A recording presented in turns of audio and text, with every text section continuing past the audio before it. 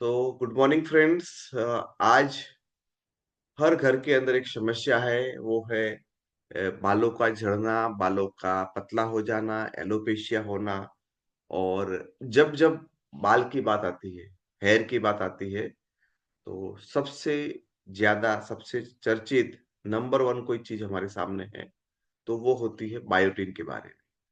सो आइए हम जानते हैं बायोटिन के बारे में, बायोटिन है क्या? तो थोड़ा-सा उसके ऊपर हम रिसर्च करके बायोटिन एक्चुअली करता क्या है, कहाँ से मिलता है, उसका कितना प्रमाण हमें ज़रूरी है, लेबोरेटरी में जाते हैं तो कितना होना चाहिए और यदि कम होते हैं हमारे शरीर में तो क्या होता है?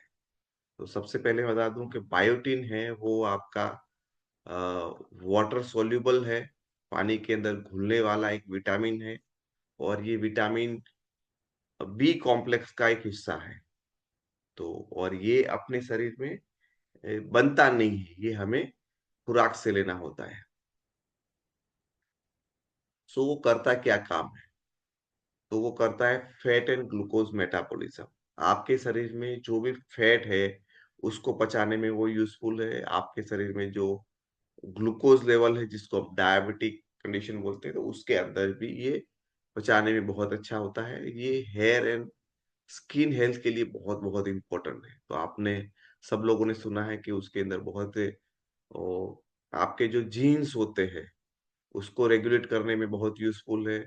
अ, जो सेल है, उस सेल को बनाने के लिए भी ये बहुत-बहुत उपयोगी है। ऐसे बहुत सारे उसके फंक्शन हैं, लेकिन मेजरली ये 3-4 फंक्शन जो मैंने आपको बताए, तो ये कहाँ से मिलता है? तो मेनली जो अंडे होते हैं, उसके अंदर जो नट्स होते हैं, जो लेग्यूम्स यानी कठोर जिसको बोलते हैं हम लोग, उसके अंदर मिलते हैं। होल ग्रेन्स अनाज के अंदर वो अच्छी मात्रा में मिलते हैं। उसके अलावा वो अ, 100 ग्राम के अंदर आलमंड के इसके अंदर कितना मिलता है तो अ, अंडे के अंदर 53 माइक्रोग्राम मिलता है और आलमंड के अंदर 28 मिलता है। पम्प ये जो अपना क्या बोलते हैं सनफ्लावर सीड सनफ्लावर सीड के अंदर वो करीब-करीब 60 माइक्रोग्राम मिलता है। 60 माइक्रोग्राम वो 100 ग्राम आप सनफ्लावर सीड खाओगे तो उसके अंदर मिलता है। यदि आप ये वॉलनट खाते हो तो उसके अंदर भी आई थिंक 20 माइक्रोग्राम के करीब मिलता है। तो दीज़ आर द जो ड्राई फ्रूट्स है, सीड्स है, they are the major source उसके अंदर अच्छी मात्रा के अंदर आपको ये बायोटिन मिलता है। सो बायोटिन है उसकी यदि आप खाना है तो कितना खाना चाहिए? एक्चुअली स्पेशल कोई गाइडलाइन नहीं है, लेकिन फिर भी आप देखे जाए सो 30 माइक्रोग्राम पर डे ये आपकी ज़रूरत होती है। 30 माइक्रोग्राम पर डे के हिसाब से ज़रूरत होती है और उसमें भी यदि कोई लेडी है वो लैक्टेटिंग तो उसको 35 माइक्रोग्राम पर डे उसके हिसाब से उसको ज़रूरत हो। तब आई थिंक आप उसको समझ पाए होंगे कि इतना उसको ज़रूरत है। बराबर? तो आपको 30 से 35 माइक्रोग्राम पर डे की हमारी वो ज़रूरत होती है। यदि आप लेबोरेटरी में जाते हो, तो एक नॉर्मल रेंज है 200 नैनोग्राम से लेके 500 पर एमएल 1 एमएल में 200 टू 800 नैनोग्राम वो उसकी एक नॉर्मल रेंज है और 200 से नीचे है तो आप माने जाओ कि डेफिशिएट कि आपको बायोटिन की कमी है। बराबर? और यदि आपकी बॉडी के अंदर कम है, तो सबसे पहला जो आपके अंदर प्रॉब्लम दिखेगा वो है हेयर लॉस आपके होंगे यानी बाल झड़ना ज़्यादा हो जाएँगे, एलोपेशिया भी हो जाएगा, गंजापन भी हो सकता है उसके अंदर। फटीग एंड वीकनेस आपके अंदर थकान आ सकती है, कमज़ोरी आ सकती है, आपकी स्किन जो है वो ड्राई हो सकती है, स्केली हो सकती है।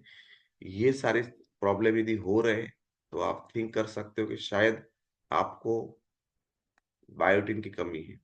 कंजक्टिवाइटिस जो आँखों का रोग होता है, वो हो सकता है बायोटिन की कमी की वजह से। मसल्स है वो आपके वीक हो सकते हैं और बहुत सारे न्यूरोलॉजिकल प्रॉब्लम यानी कि डिप्रेशन, एंग्जायटी, तनाव, स्ट्रेस ये सारी चीज़ें हैं, वो आपको यहाँ पे हो सकती है। सो फ्रेंड्स ये जो है वो हमारे बालों के लिए हमारी स्किन के लिए सबसे पहले उसको यूज़ किया जाता है, सबसे पहले उसको याद किया जाता है। उसकी वजह क्या है? क्यों उसको ये सारी चीज़ों में सबसे पहले याद किया जाता है? तो उसकी जो मेन वजह है कि वो जो है हमारा जो प्रोटीन है, जो प्रोटीन हमारे बाल है वो प्रोटीन से बने हैं और उसमें भी स्पेशली है हमारे जो प्रोटीन इसको बोलते हैं केराटिन प्रोटीन। केराटिन नाम के प्रोटीन से ही हमारे बाल बने हैं। तो केराटिन के सिंथेसिस में केराटिन नाम के प्रोटीन को बनाने के लिए biotin is very, very important. तो बायोटिन अच्छी मात्रा में होंगे तो वो प्रोटीन अच्छी मात्रा में बनेगा और वो बनेंगे तो आपके बाल बनेंगे। दूसरा है ये बायोटिन की वजह से जो आपके पोरस छिद्र जो होते हैं रूट जहाँ से वो निकल जाते, गिर जाते तो वहाँ पे वो ब्लड सप्लाई को प्रॉपरली पहुँचाने में वहाँ पे न्यूट्रिएंट को पहुँचाने के लिए भी ये बहुत ही अच्छा यूज़फुल है।